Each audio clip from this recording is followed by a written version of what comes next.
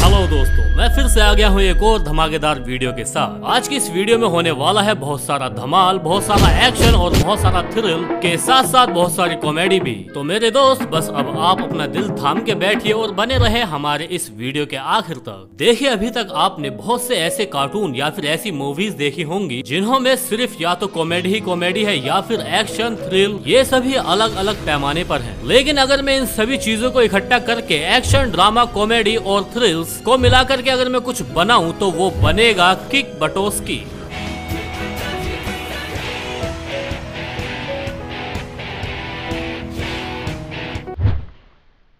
जी हाँ, आपने बिल्कुल सही सुना। आज हम बात करने जा रहे हैं किक बटोस्की कार्टून के बारे में। अब इस कार्टून को कौन ही भूल सकता है। एक्शन, थ्रिल्स एंड कॉमेडी के इतने तगड़े कॉम्बिनेशन किक बटोस्की को आखिर किसने बनाया, इसके फर्स्ट एंड लास्ट एपिसोड में आखिर क्या हुआ था, प्लस किक बटोस्की को रियल लाइफ के किस इंसान से इंस्पायर्ड होकर के क्रिएट किया गया है। ऐसे ही कई सारे अमेजिंग सवालों के जवाब आपको आज की इस वीडियो में मिलने वाले हैं। तो दोस्तों, सबसे पहले बात करते हैं इस कार्टून के शुरुआती दिनों की। इस कार्टून को फेब 2010 में डिज्नी एक्सडी चैनल पर रिलीज किया गया था। किक बटोस्की डिज्नी एक्सडी चैनल का फर्स्ट ओरिजिनल एनिमेशन सीरीज था। इस सीरीज के हर एक एपिसोड को 11-11 मिनट के 2 सेगमेंट में बांट करके टीवी पर एयर किया जाता था। असल में किक बटोस्की एक अमेरिकन टेलीविजन सीरीज है जिसका original name Kick Buttowski Superman Daredevil है, but most of the country में इस कार्टून को किक बटोस्की के नाम से ही जाना जाता है। इसकी पूरी स्टोरी एक 1.5 फुटिया लड़के यानी कि किक बटोस्की के ऊपर है, जो कि एक डेयरडेविल बनने के सपने सजे हुए है। डेयरडेविल यानी कि एक सिंपल भाषा में बोले तो एक स्टंटमैन। पता है इस सीरीज की सबसे खास बात क्या है? इसमें किक बटोस्की ही नहीं बल्कि इसका हर एक कैरेक्टर अपने आप में बेहद ही ज्यादा औसम है।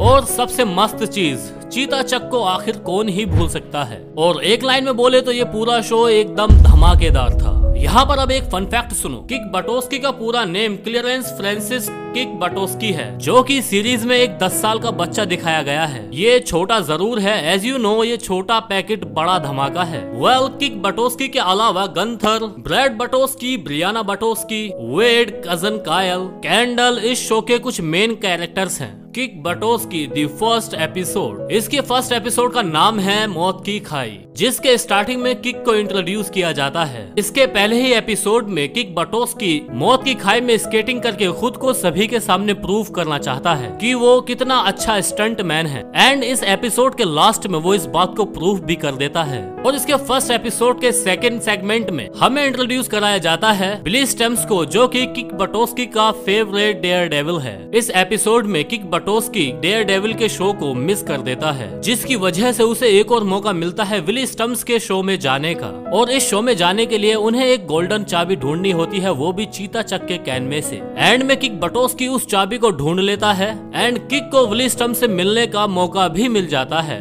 अब बात करते हैं किक बटोस्की के लास्ट एपिसोड के बारे में। सीजन 2 का एपिसोड 32 किक बटोस्की का लास्ट एपिसोड है, जिसे 2 दिसंबर 2012 को डिज्नी एक्सडी चैनल पर ब्रॉडकास्ट किया गया था। इसकी सबसे खास बात यह है कि ये एपिसोड 3 सेगमेंट में बटा हुआ है। और जैसे कि आपको मैं पहले ही बता चुका हूँ कि बाकी के एपिसोड 2 ही सेगमेंट में बटे हुए थे। एंड इस सीरीज के लास्ट एपिसोड में किक बटोस्की का बड़ा वर्जन दिखाया जाता है। दरअसल लोक एहलान को इस सीरीज में एक एक्टर दिखाया गया है। एंड इस सीरीज के लास्ट एपिसोड में लोक एहलान को ही आप किक बटोस्की के रूप में देख सकते हो। एंड इस एपिसोड का जो रियल सस्पेंस है ना, वो आपको इस एपिसोड के लास्ट में जानने को ही मिलेगा। यदि आप इस एपिसोड को देखना चाहते हो तो आप any time Disney plus Hotstar पर इस एपिसोड को देख सकते हो। अब दोस्तों, जैसे कि हम सभी को पता है, जब भी कोई कार्टून किसी भी कंट्री के लिए डब किया जाता है तो उसमें बहुत से चेंजेस किए जाते हैं और बहुत सी बार बहुत बड़े बड़े चेंजेस भी कर दिए जाते हैं ताकि किसी भी पर्टिकुलर कार्टून को उन कंट्री के हिसाब से डब किया जा सके। वैसा है किक बटोस्की के साथ भी किया गया था। किक बटोस्की दी इंडियन वर्जन, किक बटोस्की के हिंदी वाले वर्जन को 8 मई 2010 से लेकर के 2013 तक डिज्नी एक्सडी पर ब्रॉडकास्ट किया गया था। तो इसके हिंदी वर्जन वाले डायलॉग्स को आखिर कौन ही भूल सकता है। किक में कैमरा में कैसा दिख रहा हूँ? बिल्कुल थॉरसन जैसे ही। तो चलो शुरू करते हैं। और अब बात करते हैं इसके एनिमेशन की। देखो, कोई भी स्टोरी जब तक परफेक्ट नहीं होती, जब तक उसके क्रिएटर्स उसको एक सही रूप नहीं दे देते। यहाँ पर किक बटोस्की के क्रिएटर्स ने इतना बेहतरीन काम करके दिखाया था कि उसके स्टंट से लेकर के उसके एनवायरनमेंट और कलरफुल ग्राफिक्स का तो क्या ही कहना। इन्हीं सभी चीजों को मिलाकर के बनता है कोई भी परफेक्ट एनिमेशन। दोस्तों, बात करते हैं the back story of Kick Buttowski. Kick Buttowski के क्रिएटर्स सैंडिरो कोसारो का जन्म सन 1977 में हुआ था। इन्होंने इंग्लैंड में अपने करियर की शुरुआत एक एनिमेटर के रूप में की थी। इसके बाद 2002 में इन्होंने अपना खुद का एक टीवी शो बनाने का सोचा था। क्योंकि उन्हें बचपन में स्केटबोर्डिंग और स्टंट करने का बेहद ही ज्यादा शौक था, तो उन्होंने सोचा क्यों ना इसी से ही रिलेटेड मैं कुछ कैरेक्टर्स बनाऊं, और उन्होंने आखिर में बना ही दिया, जिसमें एक छोटा सा बच्चा दुनिया का नंबर 1 स्टंटमैन बनना चाहता है। इन्होंने स्टार्टिंग में इस कार्टून का नाम किड किनीवल रखा था, जो कि आगे चल के इसका नाम चेंज करके किक बटोस्की कर दिया। जैसे कि आपको पता है कि उन्होंने इस कार्टून को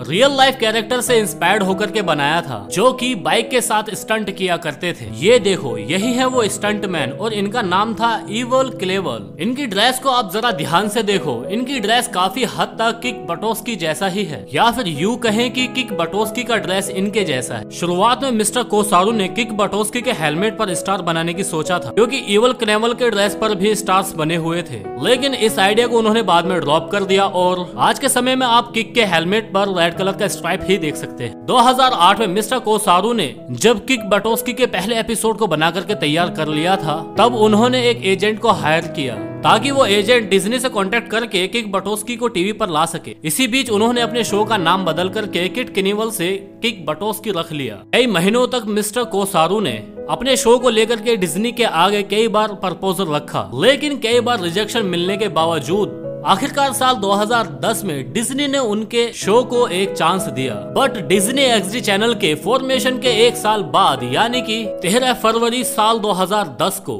फर्स्ट टाइम किक बटोस्की को टीवी पर एयर किया गया। And boom, Disney XD channel के पायलटेड शो में सबसे ज्यादा व्यूअरशिप पाने का खिताब आज भी किक बटोस्की के पास ही है। मतलब ये शो पब्लिक को इतना ज्यादा पसंद आया कि डिज्नी एक्सडी चैनल ने इसके लाइसेंस की डील मिस्टर कोसारू के साथ तुरंत कर ली। एंड गैस व्हाट, इसके बाद डिज्नी एक्सडी चैनल ने खुद के अपने स्टूडियो में इसके नए नए एपिसोड को प्रोड्यूस करके टीवी पर दिखाना शुरू कर दिया।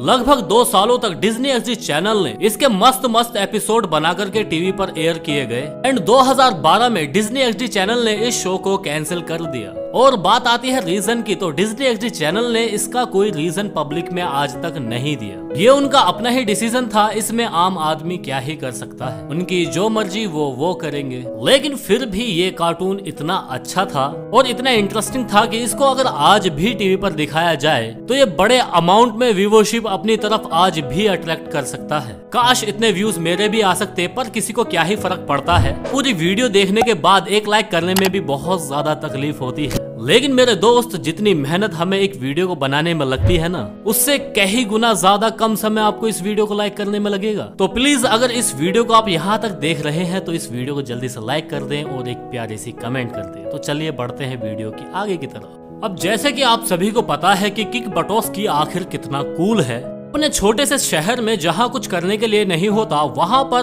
किक बटोस्की अपने दोस्त गंथर के साथ मिलकर हर दिन कोई बड़ा स्टंट करने में जुट जाते हैं, चाहे वो स्केटबोर्डिंग हो, कार रेसिंग हो या फिर कोई फुटबॉल का मैच। किक बटोस्की फिजिक्स के सारे रूल्स को ब्रेक करके अपने खुद के ओसम रूल्स को फॉलो करता है। हर एक चीज को बेडएस तरीके से करने की कोशिश करता है। हर एक एपिसोड की कहानी टाउन के अलग अलग हिस्से में घटित होती है, जैसे कि लाइब्रेरी, जिम, स्विमिंग पूल और पास की पहाड़ी। इस सीरीज की सबसे अच्छी बात मुझे ये लगती है कि किक और गंथर किसी तरीके से अपने इमेजिनेशन का इस्तेमाल करके नॉर्मल से नॉर्मल सेटिंग्स को किसी तरीके से एक स्टंट में तब्दील कर देते हैं। लेकिन ये शो बेहद ही ज्यादा अमेजिंग और इंटरेस्टिंग है। अगर आपको इसके आगे की कहानी और जाननी है तो आप हमें कमेंट करके जरूर बता सकते हैं। हम इसका सेकंड पार्ट बेहद ही जल्दी लेकर के आएंगे, लेकिन उसके लिए आपको हमें कमेंट करके बताना होगा। तो गाइज, इसी के साथ मैं आपसे लेता हूँ अलविदा। अब आपसे मिलेंगे अपनी अगली वीडियो में। Thank you so much for watching.